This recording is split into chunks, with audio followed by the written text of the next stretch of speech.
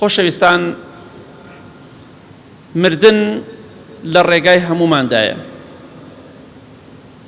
مردن شتێکە هەمومان دەبێ ناخۆشی و ناڕەحەتیەکەی بچێژین، بەڵام خاڵێکی گرنگ لێرەدا هەیە. مردن بۆ ئینسانی ئیماندار جیابوونەوەیەکی کاتیە لەگەڵ دۆست و خۆشەویستەکانی.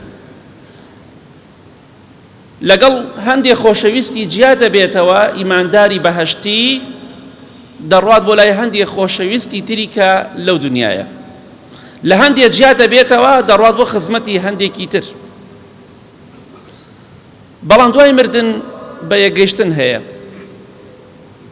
ئەوانەی کە مردوونە لە پێش ئێمە و خوالیان خۆش بێ، بێگومان ڕۆژێک دێت بە مردنی ئێمە ئەگەر هەردوو لامان بەهەشتی بین بە ئیزنی خوا هەر لە دوای مردنمان بە یەک دەگەین بە ئەو ئازیزانی کە لە پێش خۆمانەوە بە خاکمان سپاردن.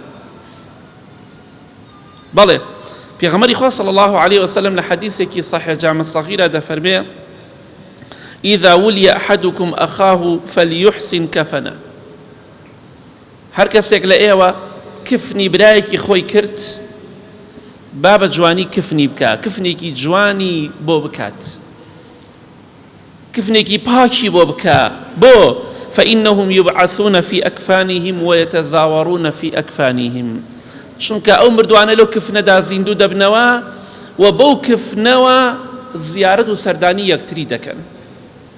حەدیثی پێغەمبەری خوا صلی الله عليه وسلم بەڵگێ لەسەرەوەی بەختەوەرە بەهەشتەکان، ئەو مردوانی کە بەهەشتین و بەختەوەرن لەناو گۆڕەکانیانە سەردانی یەکتری دەکەن، هەروەکو چۆن ئێمە لە دنیادا سەردانی یەکتری دەکەین بە خامەکانی بەریانەوە و بەپێی حەدیثی تر بەو جلوبەرگی کە جلوبەرگی ئەهلی بەهەشتە، چونکە هەر ئەوەندەی ئینسانی ئیماندار جوابی سێپرسیارەکەی ناوگۆڕی دایەوە، خوای گەورە دەفەرمێ: وەلبیسوه من الجنة، جلی بەهەشتی لەبەر بکەن.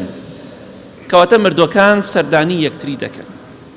مردووە ئازیزەکانمان ئەوانی کە بەهەشتین، بەخوا کەسێک مردووە باوکی بەهەشتیە، بەخوا سەردانی باوکێکە لە ناو گۆڕەکەیدا، بەڵام ئەو ژیانە چۆنە ئێمە نایزانین. سەردانی مناڵەکانی خۆی دەکات، مناڵەکانی سەردانی دایک و باوکیان دەکەن، سەردانی خزم و کەسوکارەکەی دەکات لە ناو گۆڕدا. بۆیە ئەوان ژیانێکی تایبەتی خۆیان هەیە.